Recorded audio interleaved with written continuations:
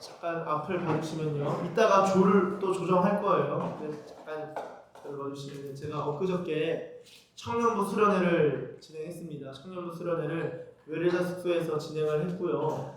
청년부 한 10명 정도, 10명 넘나요? 10명? 뭐 부장님하고 저희 부부까지 해서 10명이 넘었네요. 같이 이렇게 있었는데요. 제가 이번 청년부 수련회를 어떻게 진행했냐면은 프로그램 없는 수련회로 진행을 했습니다. 그래서 Q&A로만 시간을 다 보내겠습니다라고 청년부장 우리 신봉순 집사님께 그렇게 말씀을 드렸어요. 그러니까 이제 몇몇 청년들은 아유 이게 될까 하다가 막히고 어색해지면 어떡하나 걱정과 고민을 많이 해주셔서 네, 그래도 관심이 있구나 싶었는데 제가 예전에 신학교 다닐 때 수련회를 했는데요. 공동체에서 그때 선교사님 한 분을 모셔가지고 수련회를 했는데 저녁 식사 이후에 일정을 만들질 않았어요. 프로그램을. 그랬는데 자연스럽게 거실에 앉아서 이런저런 질문들을 던지고 대답을 하는 시간들을 보냈는데 그날 새벽 2시인가 3시인가에 끝난 것 같아요. 그래서 피곤한 분들은 들어가서 주무시고 계신 분들은 계속 질문을 던졌는데 그 선교사님 별명이 홍길동이셨어요.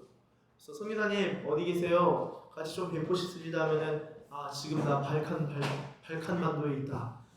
네. 한국에 들어오시면 실제로 그때 발칸반도에 계셨어요. 그래서 한국에 들어오시면 뵙죠. 그래서 네 알겠어요. 그래서 들어오셨어요? 어디세요? 지금 제가 캘리포니아에 있어요. 그래서 네. 한국에 언제 들어오시는 거예요? 그래서 2달 그건 모릅니다. 2달 뒤에 들어갈 수도 있고 성령님이 다른 곳으로 인도하실 수도 있고 그게 또 독특하시다.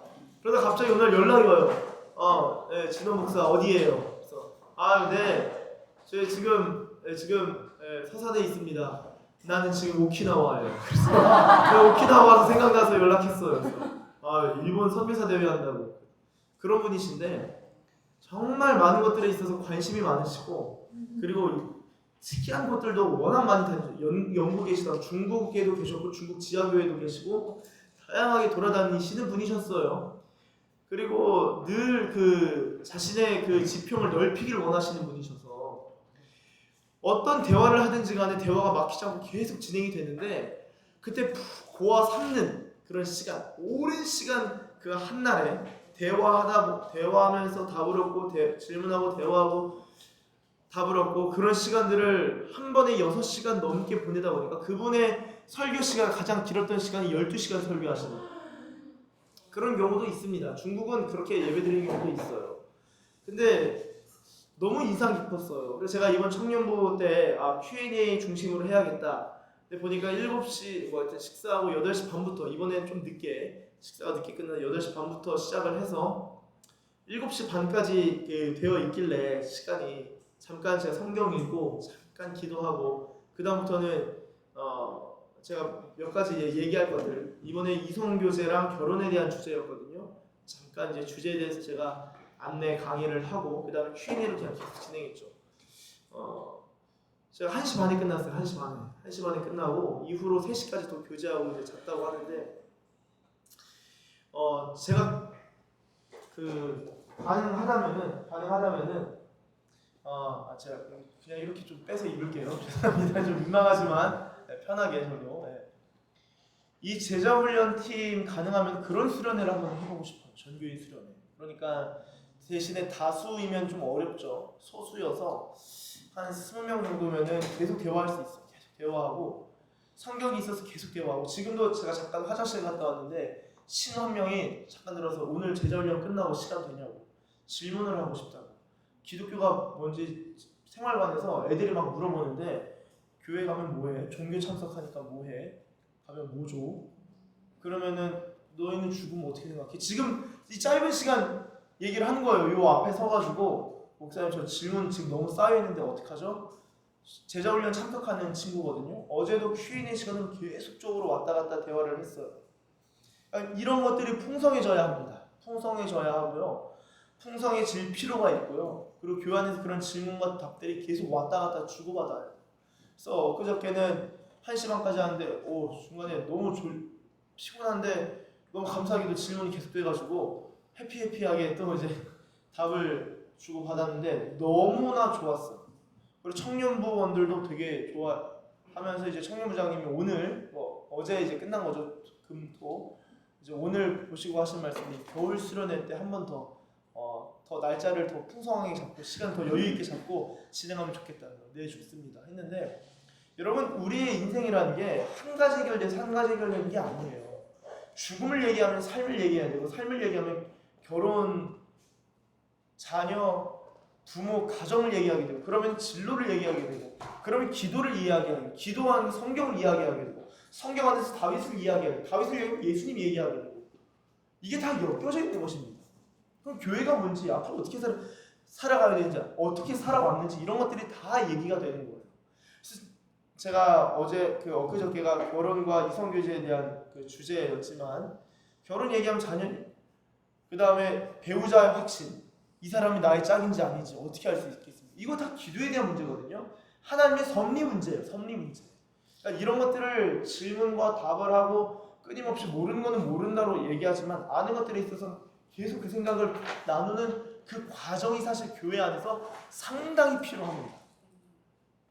제자훈련은 그것을 매주 시간을 나눠서 진행하는 거예요. 그리고 그 텍스트를 성경을 통해서도 성경 공부 교재를 통해서를 가지고 그런 질문들을 계속 주고받는 것이죠. 사도 바울은 어떻게 성경 공부했을까요? 로마의 감옥 안에서 오는 사람들하고 계속 대화했잖아요. 유두부 같은 경우는 졸다가 떨어졌잖아요. 밤새 성경 강론을 하니까. 강론이라는 게 그냥 앉아있고 앞에 서서 계속 말하는 게 아니라 질문도 하고 답도 받고 어떻게 생각하는지 들어보기도 하고, 이 대화를 밤새 이어가는 거예요. 사람이 졸아서 떨어져 죽을 정도로. 그렇기 때문에 지금 이 제자훈련, 제가 지난주도 말씀드렸지만 이번 주도 마찬가지로 오늘은 제가 설명을 할 거예요. 빌립보서 3장이 아주 구조적이고 너무나 중요한, 너무 핵심 메시지를 빌립보서 이야기하고 있기 때문에 같이 성경을 읽고 연구한 이후에 제가 잠깐 설명을 하고 묵상하고 토론하고 그 다음에 Q&A 시간을 가질 텐데요. 여러분, 그 머리를 열어두시고 마음을 열어두시고 질문하시고 질문해 보시기 바랍니다. 그리고 답을 할 때 우리의 생각이, 사상이 펼쳐지는 거예요. 대부분의 철학자들 그리고 이제 학자들 보면요, 대화를 참 잘해요. 그리고 이제 노벨상을 수상한 사람들의 경우를 보면은 상당 부분 걸으면서 대화를 많이 합니다. 그때의 생각들을 다 정리하거든요. 그리스도인들도 대화를 많이 하셔야 되고 대화를 하실 줄 알아야 돼요. 나는 질문할 줄 모른다, 답할 줄 모른다. 아닙니다. 질문하셔야 되고 답하실 수도 있으셔야 돼요. 왜냐면은 아까 신우가 그렇게 할 때 어떻게 말해야 될지 모르겠다, 말했는데 그 좀 틀린 것 같다. 그러면은 그런 일 발생할 때마다 목사님 와서 대화해 주세요. 한두 번 괜찮아요. 그런데 그렇게 다 왔다 갔다 하면은 그것도 불가능할 뿐더러 그거 다 제 사역이 되죠. 그럼 저만 열매를 얻는 거예요, 주님 앞에서.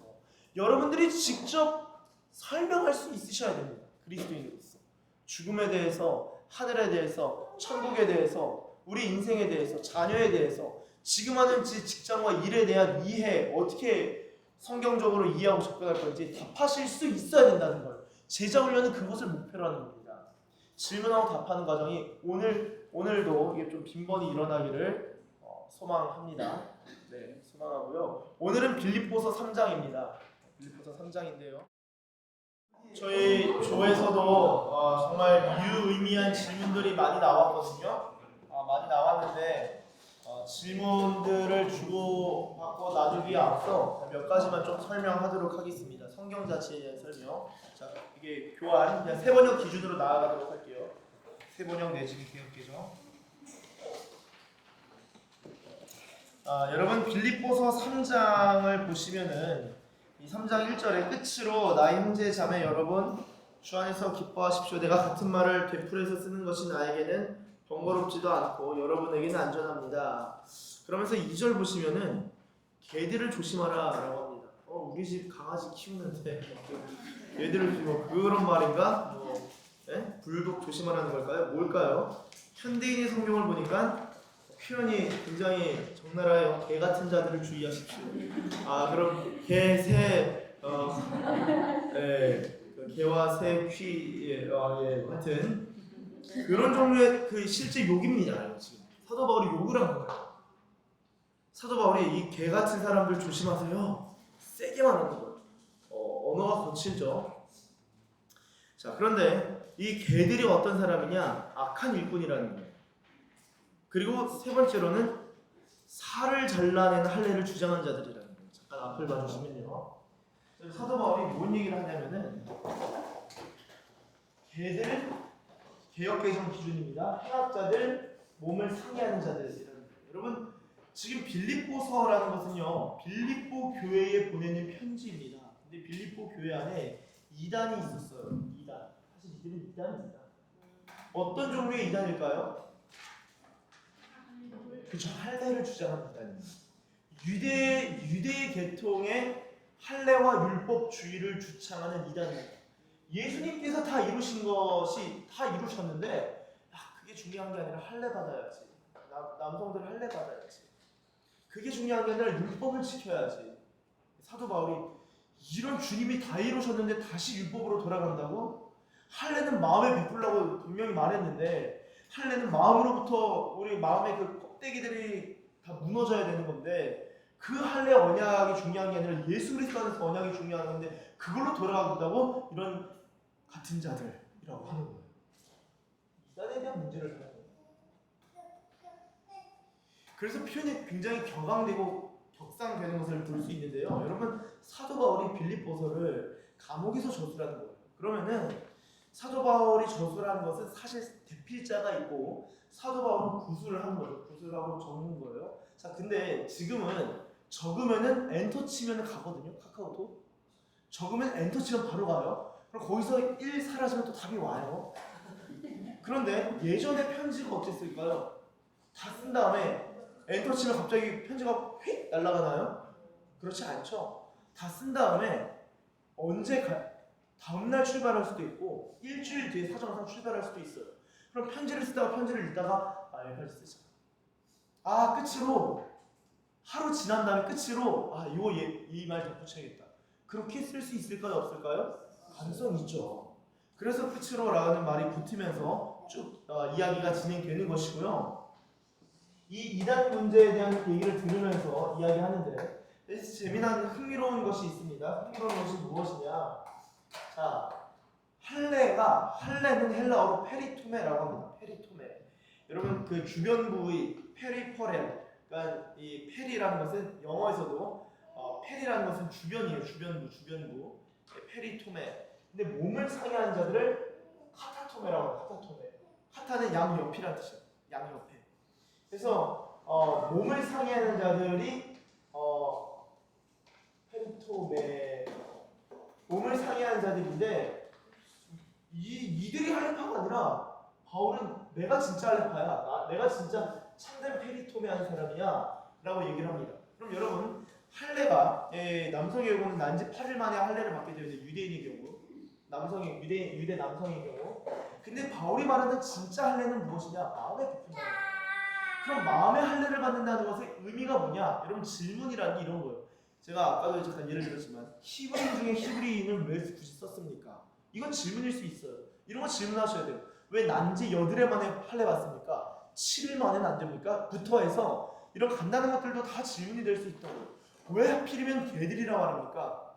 개들은 누구를 말합니까? 이거 다 질문이거든요. 그러니까 이런 질문들을 계속 다 하셔야 된다고요. 그래서 답을 찾아가셔야 됩니다. 자, 그런데 이들이 개 같은 자들이고 행악자들이고 특별히 몸을 상해하는 자들인데 바울이 이것에 대해서 우리가 할례파인데 우리가 진짜 할례파인데 그럼 우리는 어떤 사람들이냐? 하나님의 성령으로 봉사, 그리스도 예수로 자랑, 세 번째는 육체를 신뢰하지 않는다. 여러분 이게 마음에 할례 받은 자들이고 이게 진짜 할례파고 이게 바울이 속한 그 그룹이라는 마음의 할례를 받은 자들. 이 관주를 보면은 관련 구절을 보면 그렇게 나와 있어. 한번 볼까요? 우리 3절 보겠습니다. 3절의 관련 구절에 로마서 2장 29절 3절 관련 구절에 로마서 2장 29절 제가 읽겠습니다. 오직 이면적 유대인이 유대인이며 할례는 어디 하라고요? 마음에 할지니 영에 있고 율법 조문에 있지 아니하는 것이다. 그 칭찬이 사람에게서가 아니요 다만 하나님에게서니라. 아멘. 할례라는 것은 마음에 베푸는 것이다 라고 로마서에서도 주장을 합니다. 그래서 우리가 진짜 할례파라는 거예요. 이게 몇 절부터 몇 절까지의 내용입니까? 1절부터 3절까지의 내용이에요. 자, 그러면은 4절부터 6절까지의 내용을 좀 보도록 하겠습니다. 자, 4절부터 6절까지의 내용은 어떤 것이 나오냐? 여러분, 육체를 신뢰하지 않는 것이 진짜 할례파라는 거예요. 근데 4절에 바울이 뭐라고 말하냐면요. 4절 세 번역 한번 같이 읽겠습니다. 시작. 하기야.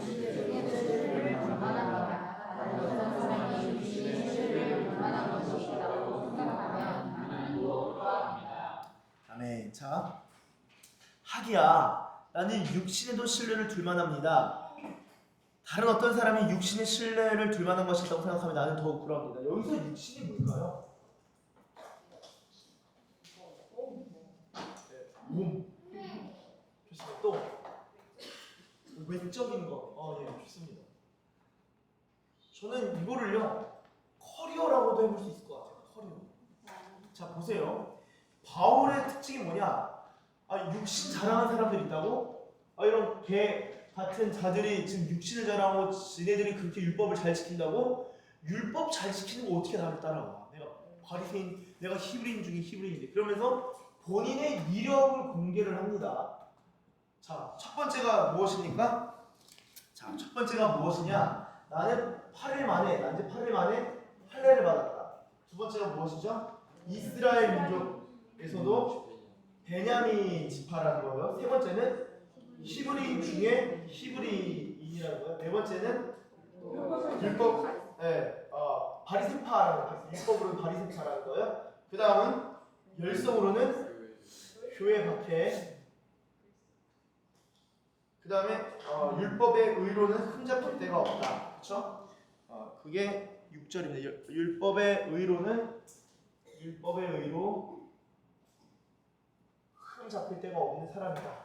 바울이 갑자기 커리어를 좀 얘기합니다. 자, 이거는 설명이 필요해요. 성경 공부가 필요한 영역입니다. 자, 난지 8일 만에 할례 받는다. 반주 찾아보겠습니다. 자, 난지 8일 만에 할례 받는다. 5절 반주를 보시면 창세기 17장 12절.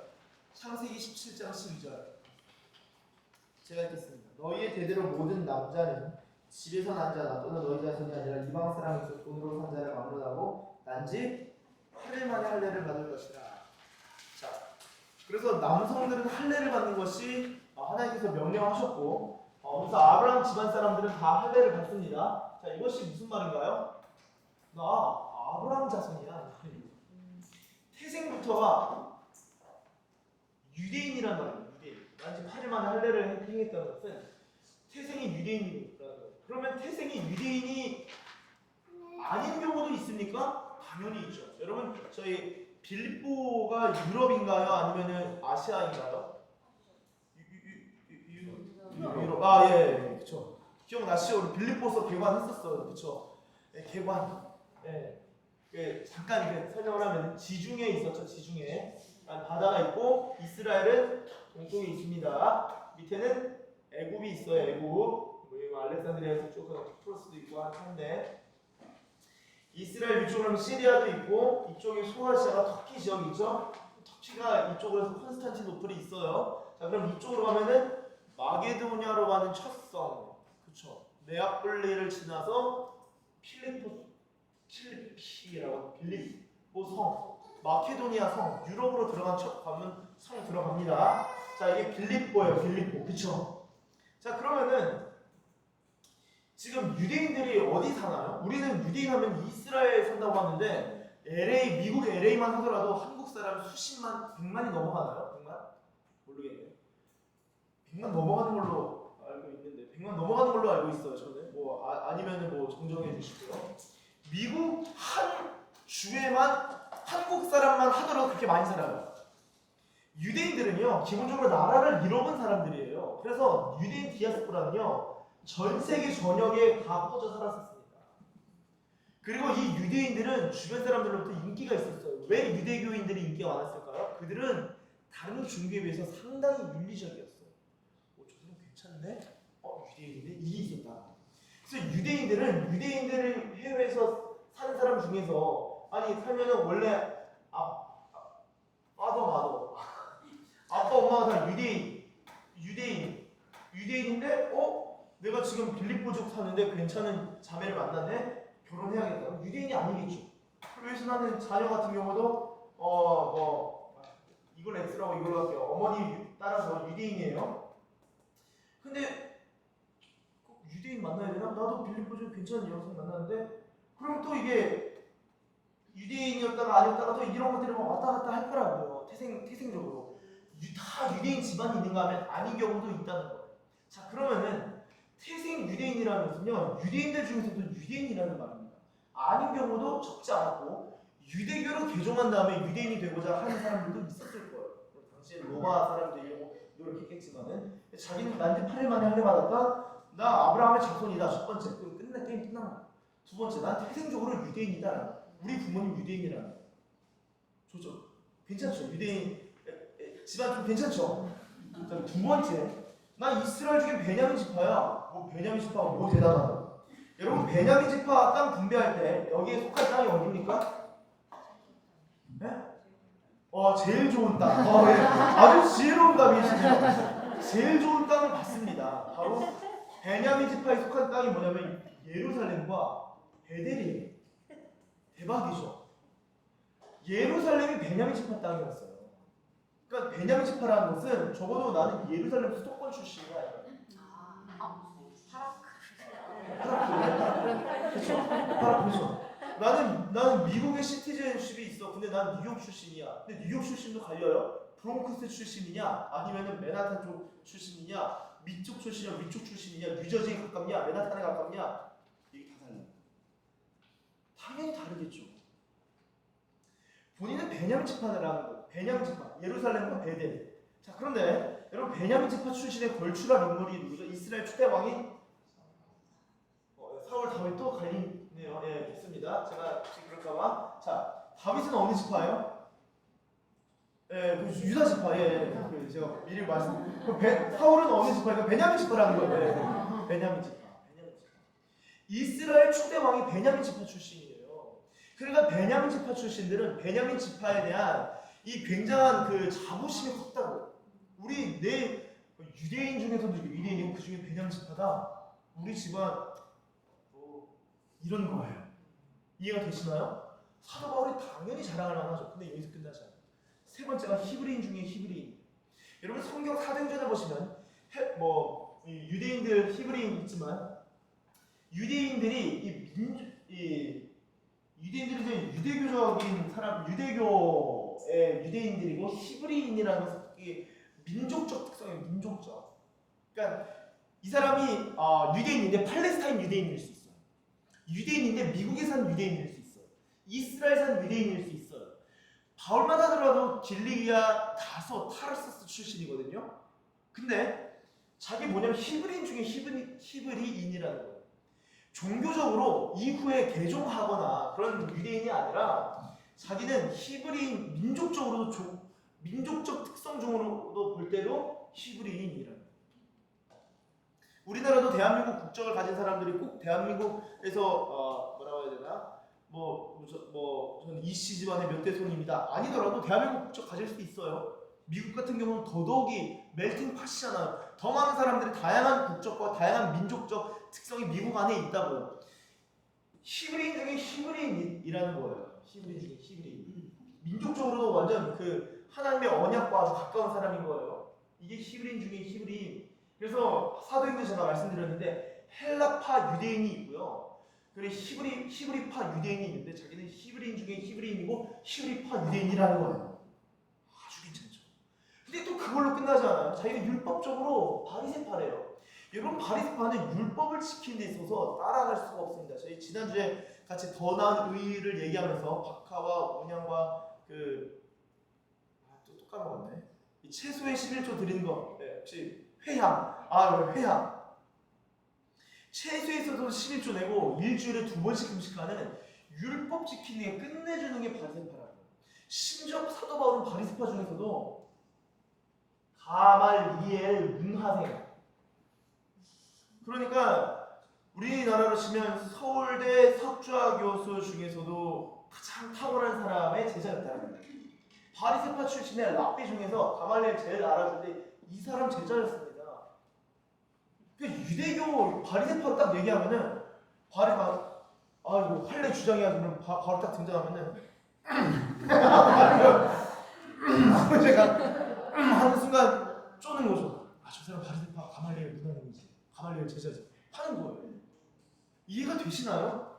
이력이 재밌죠? 재밌으세요? 아무쪼록 바리새파 율법으로 거기서 또 끝나지 않아요. 열심으로는 교회를 박해했다. 여러분 이게 어떤 의미예요? 이거 왜 이름을 썼을까요? 이거 안 좋은 거잖아요. 본인은 교회 박해한 거 안 좋은 거죠. 이거 좋은 거예요. 왜 좋습니까? 민수기 25장에 보면 비나스가 나오거든요. 금소 가지고 우상 숭배하는 사람 비나스가 어떻게 합니까? 다 찔러 죽여요. 그래서 여호와의 열심으로 우상 숭배하는 사람들 다 처단한다고요. 지금 바울이 교회를 박해한 것은 유대교인 바리새파 사람으로 교회를 박해한 것은 그냥 뭐 살기가 가득 차가지고 죽이려고 한 게 아니라 저 사람들은 지금 하나님의 이름을 모독하고 있는 겁니다. 나사렛 예수파 사람들은 정신 나갔구나. 유일하신 하나님을 모욕한다고 끝내야겠다. 박해야겠다. 다 쓸어버려야겠다. 유대교에서 이단이 나오면 안 된다. 그래서 박해하기 시작하고 막 힘들게 하는 거예요. 내가 열심으로는 비느하스의 열심이 있었다 라는 의미로 연결시켜서 이해해 볼 수 있어요. 그리고 율법으로는 흠이 있다 없다? 사람들이 흠이 있는지 없는지 따졌다고, 이 바리새파 유대인들 중에서. 근데 본인은 자기가 볼 때도 흠이 없는 대단한 사람으로서 이 커리어 이력을 쭉 나열하는 것입니다. 그래서 육신으로 신뢰한다고? 나 육체 신뢰하지 않아. 그런데 육체를 너희가 신뢰하겠다고? 신뢰한다면 내가 신뢰할 만하지. 근데 내가 이런 이력들 얼마나 자랑스러워요.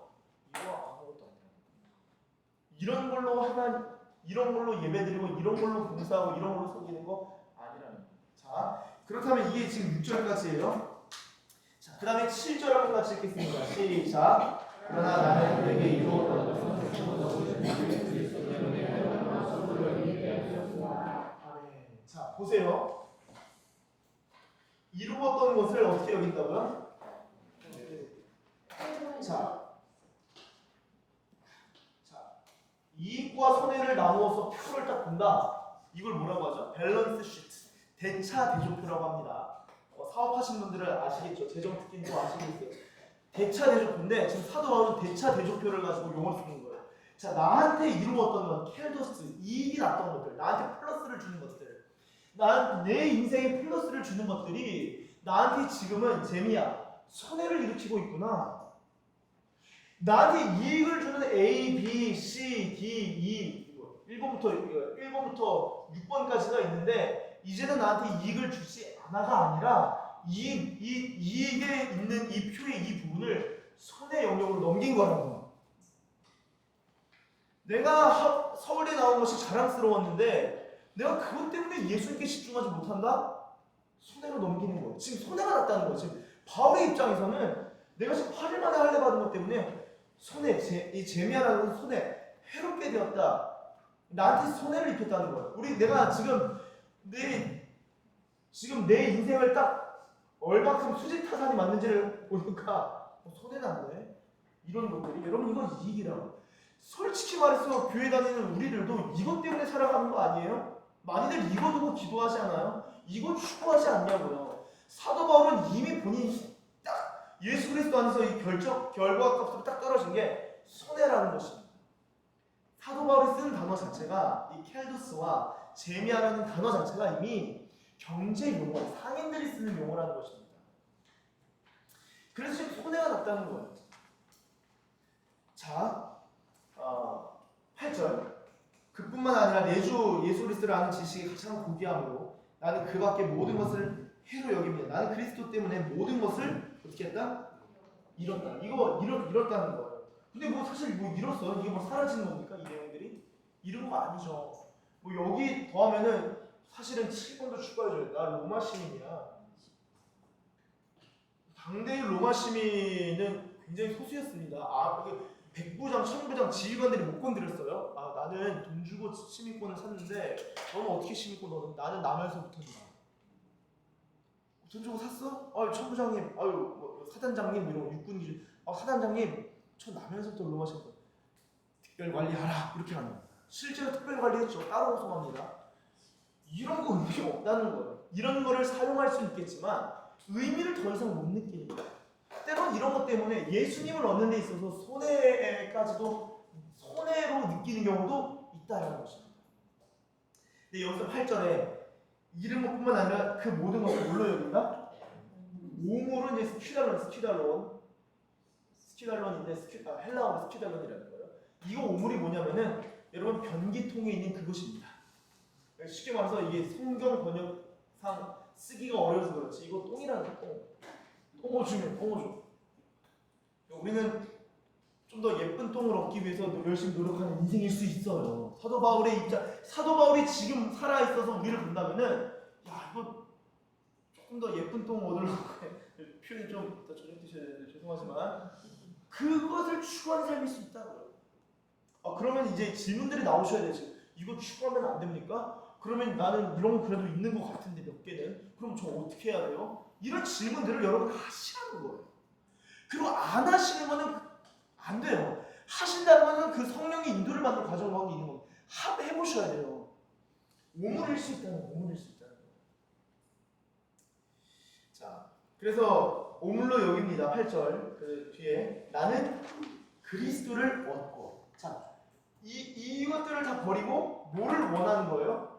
그리스도를 원해요. 그리스도를 얻고 그리스도 안에 있는 사람으로 인정받으려고 합니다. 나는 율법을 승리는 나 스스로의 의가 아니라 그리스도를 믿는 믿음으로 말미암아 오는 의 곧 믿음에 근거하여 하나님께서 오는 의를 얻으려고 합니다. 10절 11절 같이 읽겠습니다. 시작. 내가 하나님 없으면 그리스도를 알고 그분의 부활의 능력을 깨닫고 그분의 고난에 감사하여 그분의 죽으심을 받는 것입니다. 아멘.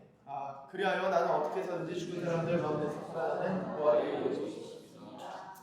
자, 11절 보시면은 부활이란 단어가 나오네요. 그렇죠?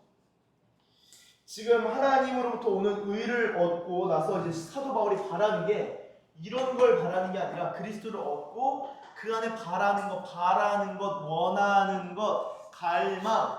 제가 만약 우리가 블라인드 테스트로 아무도 안 보지만 나눠드린 백지 있잖아요. 백지에다 여러분들 진짜 원하는 것 10가지 써보세요 하면은 솔직히 말하면 이거 쓰실 거예요.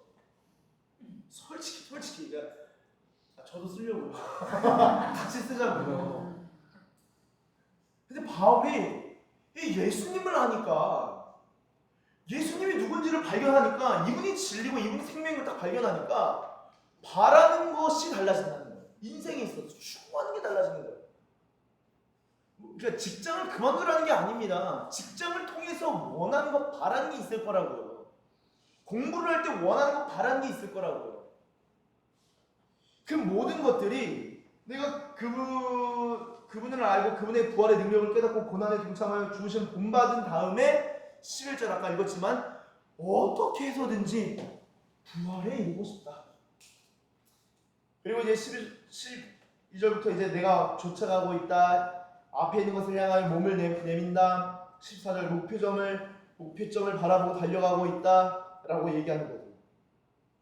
그러면서 이제 마지막에 이제 시민권 이야기를 하고 자기 본받으라 말하고 시민권 말한 다음에 21절 보시면 만물을 복종시킬 수 있는 권능. 여러분 예수 그리스도의 권능이 무엇이냐? 만물을 창조하시고 다스리시고 지으시고 만물을 자기 밑에 발 아래 두시는 복종시킬 수 있는 능력까지 있다는 거예요. 예수님이. 근데 그 권능으로 만물을 지탱하고 만드는 그 권능으로 하실 일이 뭐냐?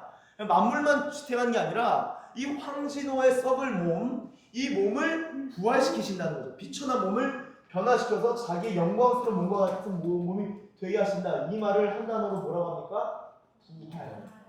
저는요 바울 이 신약 성경 특히 바울 서신을 보면은 바울이 저는 부활에 미쳐 있는 사람 같아요. 제가 성경을 읽다 깨달은 거야. 바울은 부활에 대한 엄청난 도착증이 있는 사람이다. 근데 바울이 부활에 대한 부활이 뭔지를 너무 명확하게 알고 있었고 예수님이 어떤 분인지 너무 명확하게 알고 있었고 그리고 그 명확하게 알고 부활을 너무 원하니까 나머지 것들이 정리되기 시작합니다. 인생에 있어서 중요하지 않은 것들. 그리고 중요한 것들도 어떻게 처리할지를 생각하고 고민하고 하나를 정리하기 시작합니다. 부활. 하나님이 우리에게 주신 복도 많은데 주실 복은요. 어떤 기독교 작가가 한 말인지 기억은 안 나지만 우리가 상상하지 못한 것들을 경험하게 될 것이다. 그 광고에 많이 본 것 같아요. 버스 광고. 상상하고 그 이상의 영화 보듯 상상하고 그 이상의 블록버스터 2024년 9월 전격 대개봉 이런 거 있잖아요. 전혀 다른 세상을 딱 보게 된 순간이 죽음 이후에 일어날 거라는 거예요. 이게 과연 합리적인가? 내가 볼 때 이게 전부인 것 같은데 합리적인가? 그래서 질문해 보셔야 돼요. 근데 예수 그리스도께서 이 땅에 계셨고 또한 그분께서 실제로 십자가에 달려 돌아가 죽으셨고 예수님께서 부활하셨다면은 이거 진짜 우리가 예수님의 부활을 믿고 내가 부활할 것을 믿는다? 지금처럼 살 수 없다는 거예요. 아니, 저희 중에서 정말 좋은 질문들이 많이 나왔어요. 진짜. 아니 이거 그래도 너무 실질적이고 저도 질문을 참 많이 했고 더 좋은 답을 얻고자 또 질문하는 질문이기도 한데요. 어떤 질문을 주셨냐면은 하나님이 높이시는 경우가 있지 않냐. 예를 들어 뭐 서울대를 가는 것도 열심히 했는데 하나님이 은혜로 합격하게 하시거나 뭔가 일을 하는데 잘 되는 경우가 있지 않냐. 돈을 많이 벌거나 그럴 수 있잖아요. 그리고 우리가 군에서 잘 되는 것도 은혜고 군을 전역하고 다른 사회로 나가서 일하는 것도 그 은혜입니다.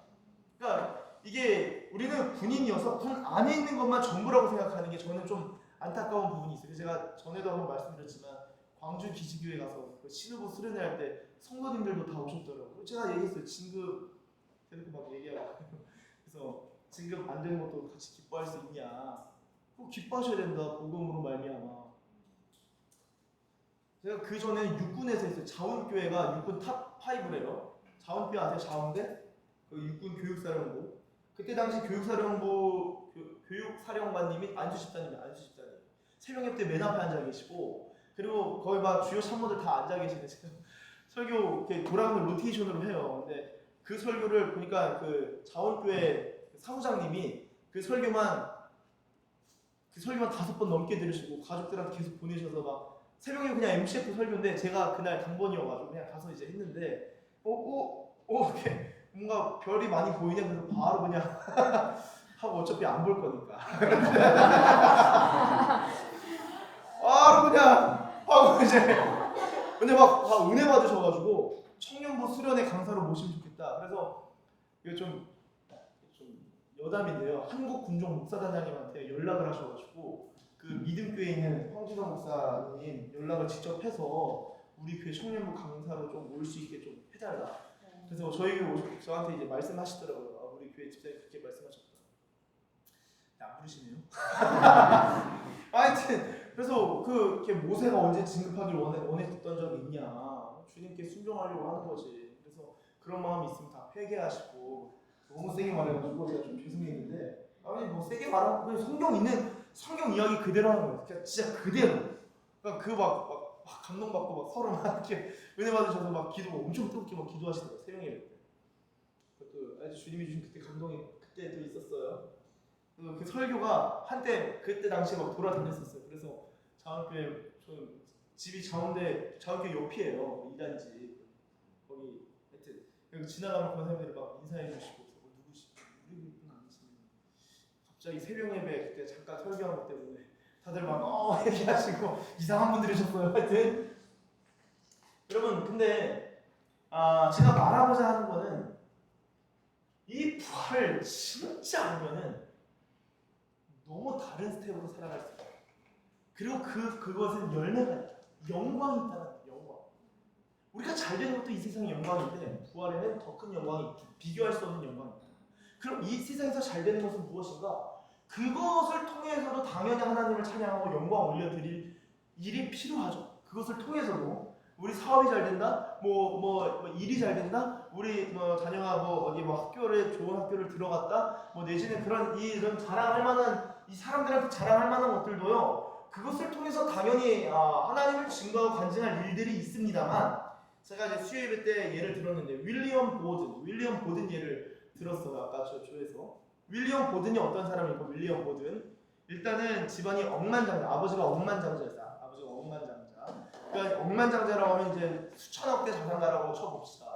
그때 당시 억만장자 수천억대 자산가예요. 근데 20대 때 이 윌리엄 보든이 예일 대학교에 입학합니다. 미국의 사회 지도층이 돼요. 그렇죠? 근데 돈이 워낙 많으니까 그때 1800년대 후반, 1900년대 초반인지 모르겠지만 아버지가 세계 여행을 보내줘요. 돈이 많으니까. 그래서 중국도 보고 중국인지 이슬람권인지 지금 정확히 모르겠지만 보고 나서 깊이 감명을 받고 돌아와가지고 어떤 생각을 하냐? 나는 선교사가 돼야겠다. 그래서 무슬림들 선교를 해야겠다. 그래서 예일대를 졸업하면은 아니 우리가 이런 질문할 수 있다고요. 거기 학교 졸업했으니까 미국에도 선교할 게 얼마나 많아요. 기독교 크리스천으로서 일해야 할 게 얼마나 많아요. 그런데 20대 때 그런 마음을 품고 내가 선교사가 돼야겠다 했는데 그때 어떤 일이 일어났냐. 아버지가 돌아가셨어요. 아버지가 돌아가면서 전체 유산을 아들한테 상속을 해주는데 20대 초반에 억만장자가 돼요. 아니요, 정확히 말하면 억만장자가 되지 않아요. 왜냐? 천억대 유산을 그냥 상속 포기해버렸어요. 그래서 저한테 주지 마시고 그거 알아서 나눠주세요 한 거예요. 첫 번째. 그럼 이런 질문이 가해질 수 있죠. 아니 그 돈으로 할 수 있는 게 얼마나 많은데 만약 그 돈이 잘못 쓰여지면 어떡해? 오히려 너가 선한 마음이 있으면 그걸 잘 나눠주면 되지 않냐? 근데 하나님께서 자신한테 콜링, 내가 이 선교를 해야 된다 콜링이 있는 순간 더 이상 이거는 의미가 없는 거예요. 방해가 되고 필요가 없어요. 만약에 하나님이 그 돈으로 너가 선한 사업을 하고 자선 사업을 하고 기관들을 세우려 했었으면 그 돈을 잘 활용했겠지만 윌리엄 보든 그 개인에게 있어서는 그 실존에게 있어서는 그게 의미가 없는 거예요. 상속 포기. 예일대학교 뭐 안 그래도 한 해 몇만 명씩 들어갔는데 뭐 나 하나쯤이야. 바로 선교사 갑니다. 20대 때 죽어요. 그때 당시는 지금은 위생의 문제가 잘 해결됐지만 선교지 가면 먹을 거, 입을 거, 씻을 거 잘 안 되잖아요. 20대 때 죽는다고 병 걸려서. 아까워라 이 인재가. 하지만 그 책이 그 일기가 워낙 유명해져서 전 세계에 팔리게 되었는데 남김없이 후회 없이 후퇴 없이라는 책입니다. 여러분 뭐가 중요한 거죠? 그러니까 우리가 전 성공 자체를 부정하지 않습니다. 잘된 것 자체의 그 귀한 일인데 그 귀한 일 되거나 안 되거나 그 일들이 그리스도를 얻는 데 이익이 됩니까? 아니면 이익이 되지 않습니까? 아니면 신전이 손해를 끼칩니까? 이거는 생각해 봐야 됩니다. 제가 만약에 군에 있어서 예를 들어 쭉 만약에 군에 장기가 되고 감사해서 진급을 해서 군종 목사 단장이 된다. 이게 또 녹화가 되니까 민망하네요. 만약에 하나 그리고 아멘 이게 끝났습니다. 저는 할지라도 그게 나한테 손해를 그리스도로 얻는데 방해가 되면 그거 하지 말아야 돼요. 솔직히 말합니다. 근데 그게 이익이 될 수도 있고 뭐 이익이 안 날 수도 있는 거예요. 그러니까 진짜 그리스도를 얻는 것에 강력한 소망이 있으면요 이런 일들에 있어서 다르게 생각하고 반응한다라는 것입니다. 이 자체를 거부하는 게 아니라 이런 일들이 사도 바울의 입장에선 개인의 삶과 개인의 실존과 개인의 인생에 있어서 개인의 신앙에 있어서는 이게 손해로 판명이 났는데 어떤 경우에는 그게 이익이 될 수도 있죠. 주님을 더 가까이 하는 일이. 그러니까 이런 것들은 질문하셔야 된다라는 것이고요. 한 가지 더 질문을 제가 좀 더 다루면은 16절 세 번역 한번 읽어보겠습니다. 시작.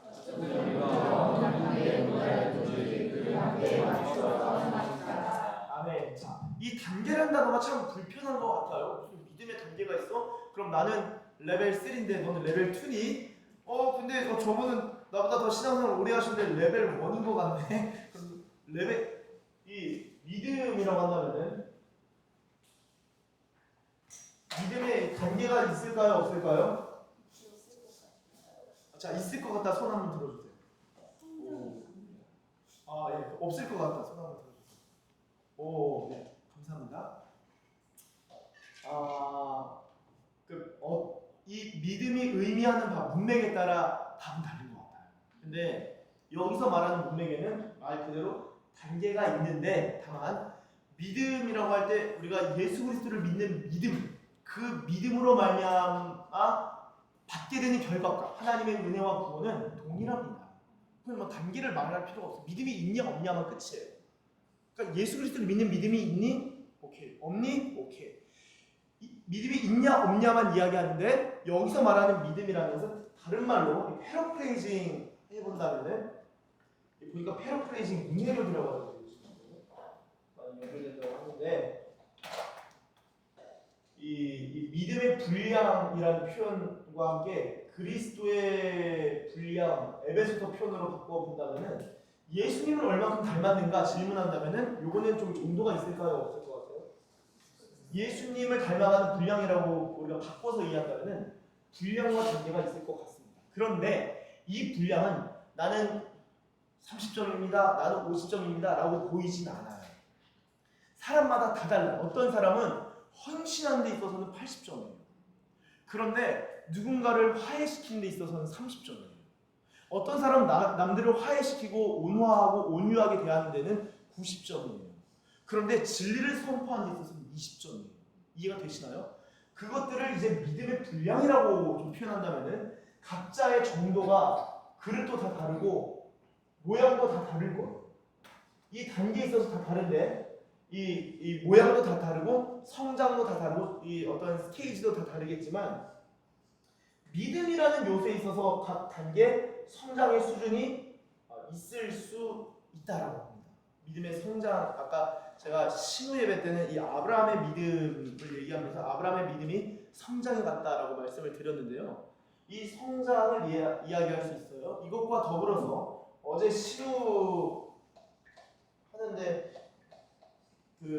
제가 질문은 기억 안 나지만 어떤 설명을 제가 덧붙여서 했냐면은 이 분량과 분량 단계와 범위의 문제는 구분되어야 된다.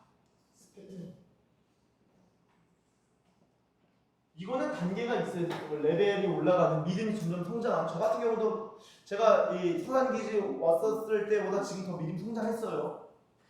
제가 그렇게 하나님 앞에서 확인이 되는 부분이 있습니다. 근데 범위의 문제에 있어서 예를 들어 내가 선교사가 될 거냐, 목회자가 될 거냐, 아니면 군선교사가 될 거냐, 아니면 평신도 선교사가 될 거냐, 이런 것들은 각자의 결단에 따라 다 다릅니다. 특별히 지난주에도 이런 질문 나왔죠. 상대방을 얼마큼 섬겨야 됩니까? 그쵸? 남의 유익을 구하는데 어느 정도 수준까지 내가 남의 유익을 구해줘야지? 병수발까지 내가 다 해야 되는 건가? 그러면 이 사람은 병수발, 이 사람은 어떻게? 이 사람은 어떻게? 아버지, 어머니, 동생, 그럼 이웃 어느 정도까지 내가 남의 유익을 구해야 되지? 질문하실 수 있어요. 그거는 이제 믿음의 분량이 만약 믿음의 분량으로도 볼 수 있겠지만 범위로 본다면 내가 어느 입장에 설 것인가는 스스로 정하시면 됩니다. 이거는 믿음의 단계라고 할 수가 없어요. 근데 이 범위의 문제와 분량의 문제는 좀 구분해서 이해해야 된다. 좀 설명을 드립니다. 자, 오늘 질문 쓰실 텐데 여기까지 혹시 질문 있으신 분 계신가요? 질문? 제가 질문들을 걷지 않았습니다. 네.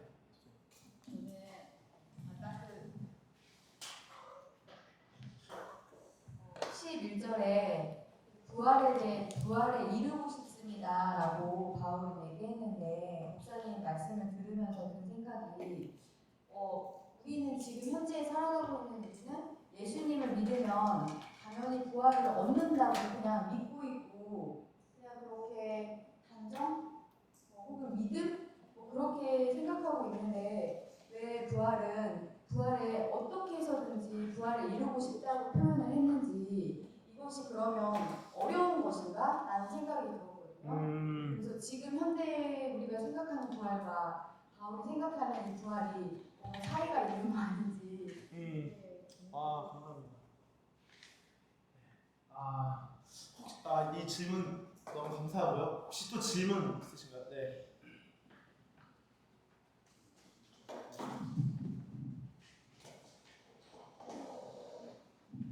네. 저는 일단 아담과 이제 하와가 이제 에덴 동산에서 사실 하나님께서 선악과만 이제 먹지 말고 그곳에서 자유롭게 좀 누리게 하셨잖아요, 원래. 그리고 아담에게도 이제 동물의 이름을 또 지으라고 하시고 그것이 어떻게 보면 아담의 업적이라고도 볼 수 있잖아요. 근데 이 부분 자체가 이제 누리며 살 수 있게끔 어떻게 보면 만들어 주신 건데 그게 배설물이다, 오물이다라고 하는 부분과 물론 인간이 배터리가 없어. 네네. 몇 가지가 있는데요.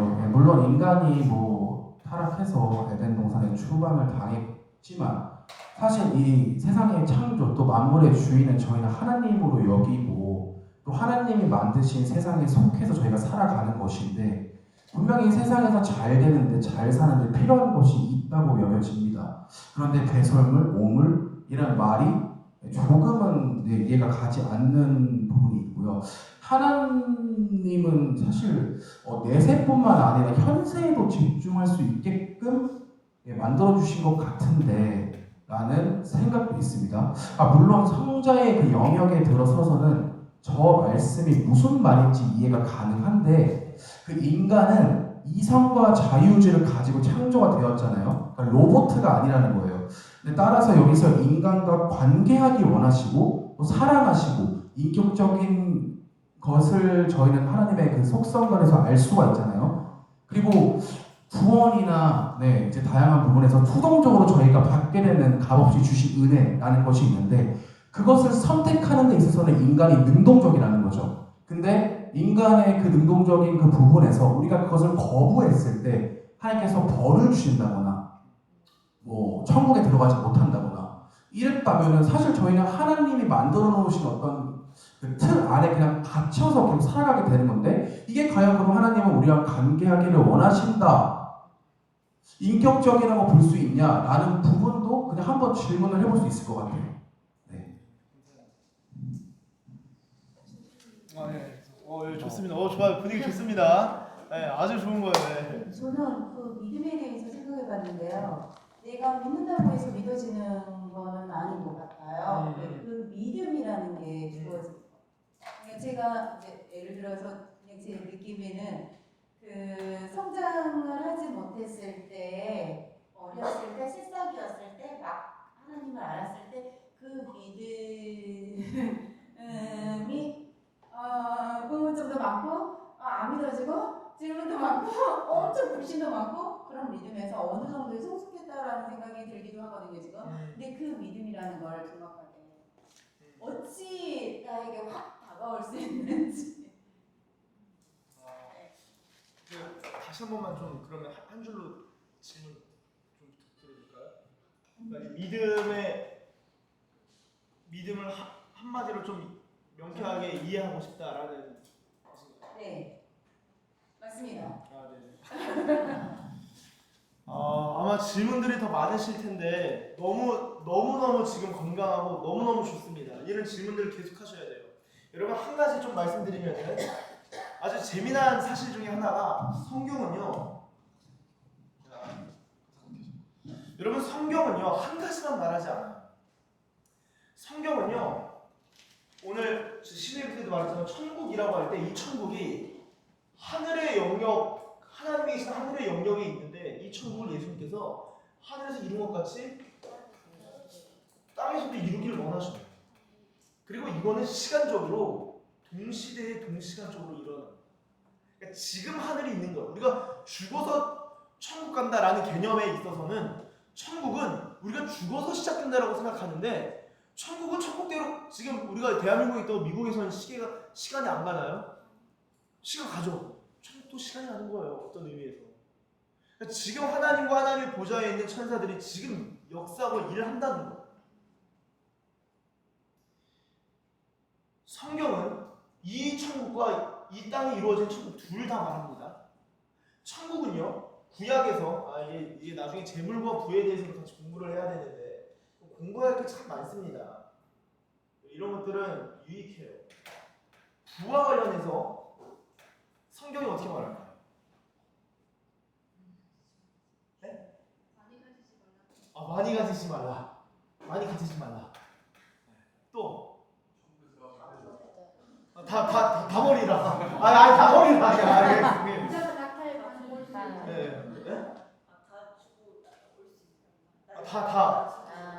그냥 다 줘버려. 또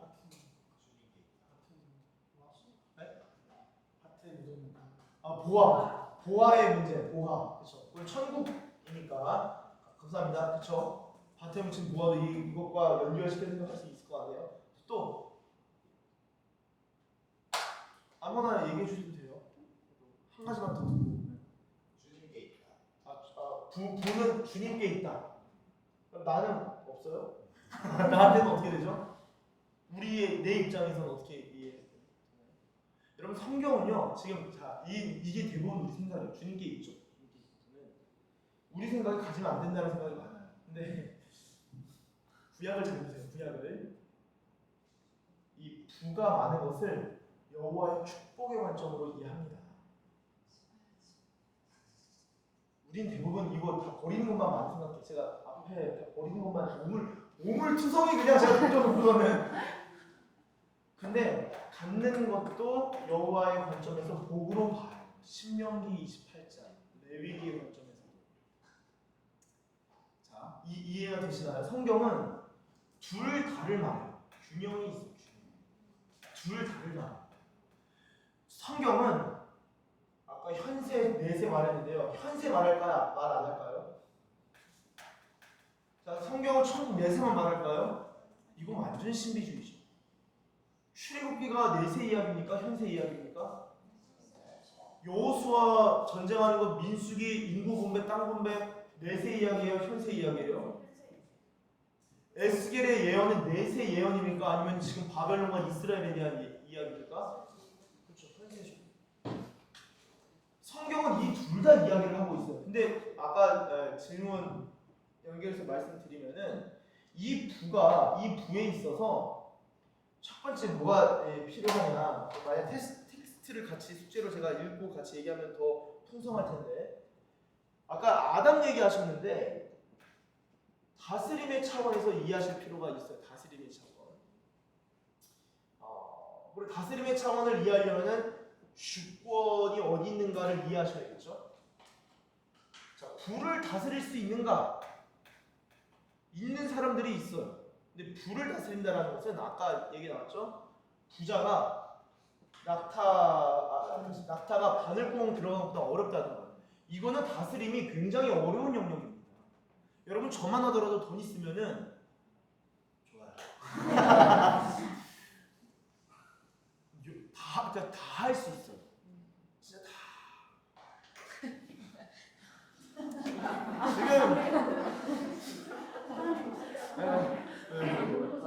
지금 잘하신 것 같아요. 영적이시네요.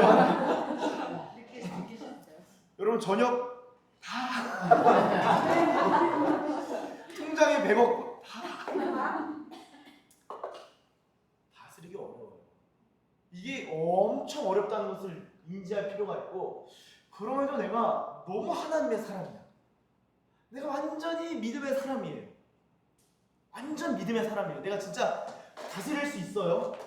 그 사람은 부에 대한 의미 자체를 상실해요. 그러면 이게 있어도 되고 없어도 되는 거예요. 바울이 그런 거예요. 이해가 되세요? 답이 되시나요? 하나님의 복이에요. 이걸 가지고 할 수 있는 거 많아요. 그래서 윌리엄 보드는 한 방에 처리한 거예요. 이거를 내가 할 필요 없이 내가 하나님이 내 개인에게 소명을 주셔서 그거 하는 거고, 이거는 필요한 사람한테 나누면 되겠다 하는 거예요. 저는 아직 그 정도까지는 아닌 것 같아요. 어려워. 먹고 살아야죠. 아무래도 그 사람은 억만장자 살면 그래도 한번 살아봤잖아. 난 안 살아봤거든요. 나 와이프가 있고 애가 있고 태어날 아이가 있고 막 여러 가지 해야 될 거 많거든요. 네. 태어날 얘기 있어요. 예. 둘, 셋, 넷. 네 가지가. 갑자기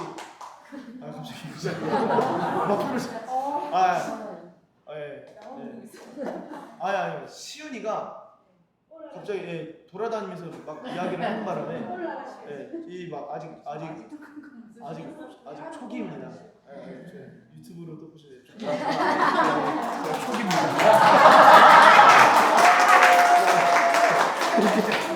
이게 막 모르고 계시던 분들 좀 계시는데 갑자기 또 여기서 또 이렇게 초기로 생겼습니다. 아직 이제 시작돼가지고 성별은 아직 모르고 시윤이가 뭐 뛰어다니면서 얘기를 하길래 그분은 아시고 얘기해 주셔가지고 그래서 제가 설교하다가 저 뭐 둘째 생겼으면 뭐 할 수가 없어요. 제자 훈련 시간을 빌어서 예, 말씀드립니다. 자, 돌아와서 다스림이 어려운 영역이에요. 왜냐하면 성경은 이것을 만몬이라고 합니다. 만몬이라는 것은 영적 권세예요. 돈은 권세가 있다는 거예요. 권세가. 그리고 이 만몬과 대항해서 세운 게 하나님입니다. 하나님. 하나님과 재물을 겸하여 섬길 수가 없다라는 것이 예수님이 하늘의 영역과 땅의 영역을 쭉 보실 때 겸하여서 섬길 수 없네. 이거 다스리기가 굉장히 어렵다는 거예요. 이 권세를 이기면은 이 사람은 부만 이긴 게 아니라 여러 영역에 있어서 다스림의 예수 그리스도의 다스림의 통치를 정말 믿음으로 위임받은 사람이고 너무나 훌륭한 사람입니다. 저는 그렇게 봅니다.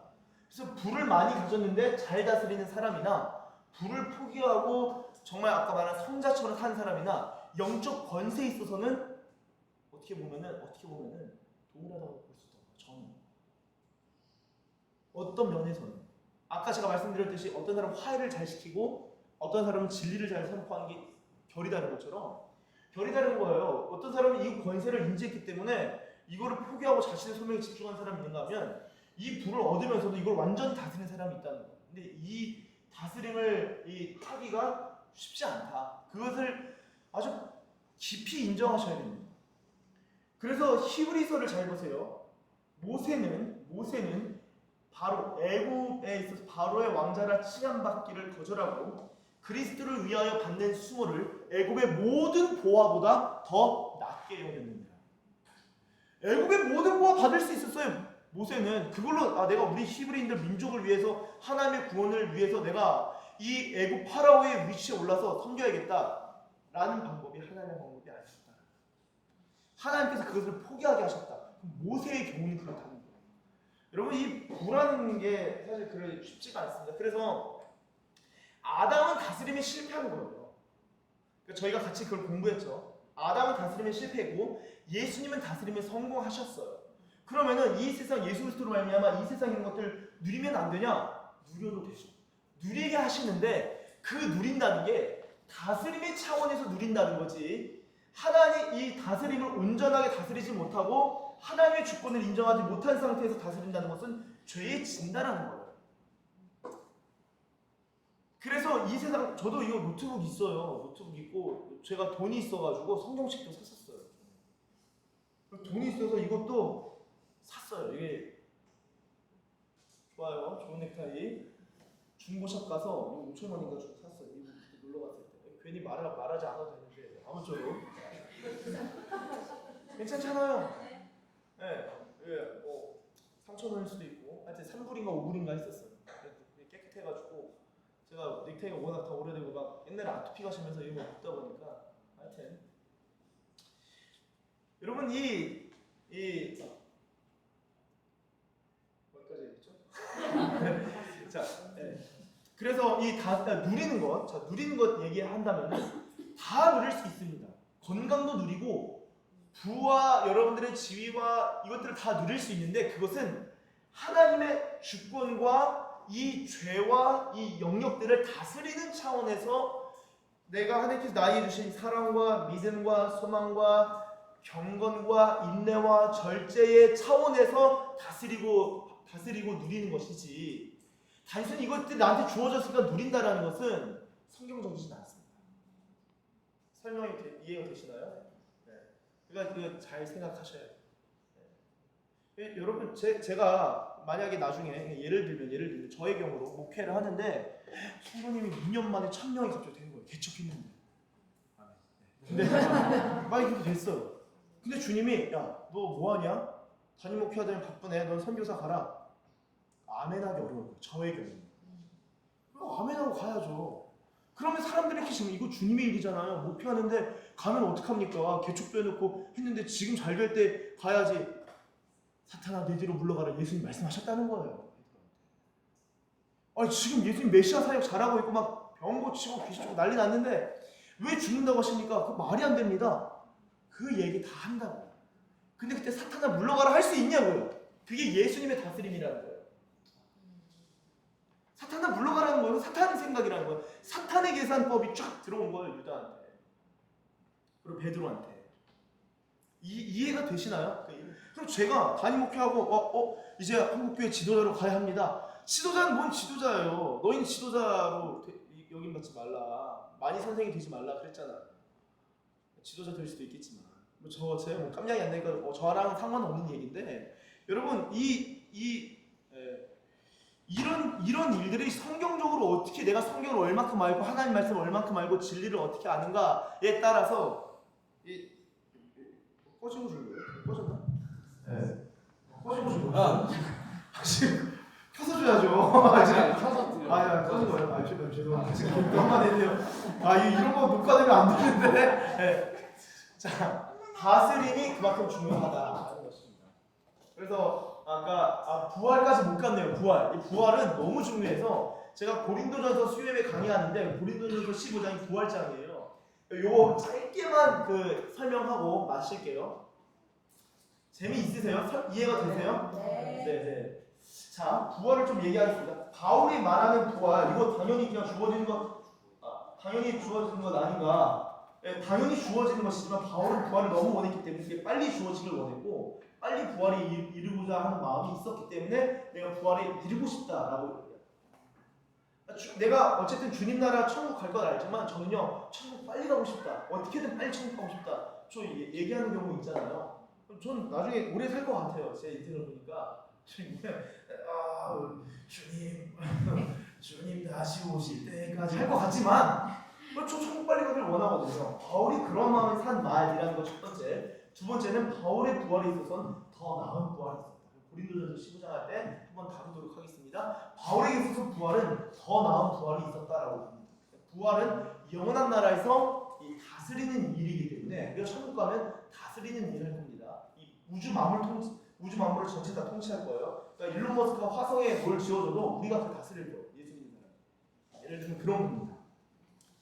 나중에 고린도전서 할 때 좀 더 다루고 바울은 부활을 상당히 원했다라는 것을 좀 설명드립니다. 믿음 제가 다뤘나요? 못 다뤘죠? 못 다뤘어요. 네, 나중에 죄송합니다. 끝나고 잠깐 같이 기도하도록 하겠습니다. 저희 잠깐 기도하도록 하겠습니다. 기도하실 때 하나님 우리가 정말 그리스도 안에서 유익할 만한 것들을 얻기를 원합니다. 그것이 어떤 형태이든지 간에 주님을 얻는 데 있어서 하나님 승리하는 자들 되게 하여 주십시오. 주님을 얻는 데 있어서 손해가 나는 것들은 주님 원치 않으시면 내려놓고 원하시면 취하고 또한 취하기 어려운 것일지라도 주님을 위해서 노력하면서 얻을 수 있는 용기도 있고 또한 포기할 수 있는 담대함도 있는 자 되게 하여 주시옵소서. 우리의 기준은 세상의 어떤 성공, 세상의 기준이 아니라 그리스도를 얻는 것이 우리의 영원한 성공이고 승리인 줄로 믿습니다. 이 일에 있어서 성공하고 승리하는 자들 되게 하여 주시옵소서. 함께 기도하도록 합니다. 하나님 감사합니다. 주님 우리가 정말 주님께서 원하시는 그 방식대로 생각하고 사고하고 행동하고 살아가길 원합니다. 주님 우리 가운데 은혜를 주십시오. 정말 무엇이 이익이고 무엇이 승리인지를 명확히 구분하고 또한 하나님 우리 삶 가운데 이익이 되는 그리스도를 얻는 일에 우리의 중심이 서고 또한 그것을 통하여서 나머지의 것들이 가치들이 정리되고 정결될 수 있도록 주여 인도하여 주시옵소서. 주님 우리가 나를 본받으라고 말할 수 있는 그런 하나님의 사람 되기를 원합니다. 나를 본받으라고 말할 수 있는 하나님의 백성들 되길 원합니다. 예수님의 제자 되길 원합니다. 예수님께서 자신을 따라오라 자신을 닮으라 하신 것처럼 예수님을 따르는 자들로서 우리가 어떻게 예배드리고 어떻게 기도하고 어떻게 섬기고 어떻게 벌고 어떻게 나누는지 여러 면에 있어서 누군가에게 설명하고 안내해 줄 수 있는 그런 안내자 하나님 그러한 본받으라고 말할 수 있는 리더들 제자들 다 되게 하여 주십시오. 우리가 부활을 소망합니다. 주님 부활을 향하여 나아간 자들 되게 하시고 부활을 소망하고 부활을 이해 더 깊이 이해하는 하나님의 백성들 되게 하여 주시옵소서. 제가 마무리 기도하도록 하겠습니다. 하나님 감사합니다. 하나님 우리 삶의 우리 주변 가운데 이단은 아니지만 성경과 전혀 결이 다른 그런 세속적인 가르침 때문에 믿음이 성장하지 못하고 믿음이 멎은 경우들이 있음을 봅니다. 그러나 주님, 이런 행악자들 그리고 정말 이 다른 것들을 주장하는 자들과 그런 주장들과 가르침들을 우리가 배격할 뿐만 아니라 성경이 말하는 바가 무엇인지, 진리가 말하는 바가 무엇인지를 명확히 이해하고 또한 습득하고 그렇게 살아갈 수 있도록 주님 우리 가운데 큰 은혜와 지혜를 허락하여 주시옵소서. 우리에게 이로운 것들이 그리스도를 얻고 그리스도로 말미암아 이로운 것들만 취할 수 있는 정말 지혜로운 인생 되기를 원합니다. 우리의 삶이 내세에서만 삶이 아니라 현세의 지금의 삶도 주님께서 허락하신 이 생명의 삶인데 이 세상 살아가면서 하나님, 우리가 이 세상에 지는 것이 아니라 정욕 때문에 무너지는 것이 아니라 또한 명확한 믿음을 그 믿음이 없어서 또한 지는 것이 아니라 예수님을 얻고 또한 하나님을 알고 예수님을 알아감으로써 승리하고 또한 이 부활에 이르는 하나님의 백성들 다 되게 하여 주시옵소서. 감사합니다. 주님 감사드리며 예수님의 이름으로 기도드립니다. 하나님께 영광이 올려드립니다.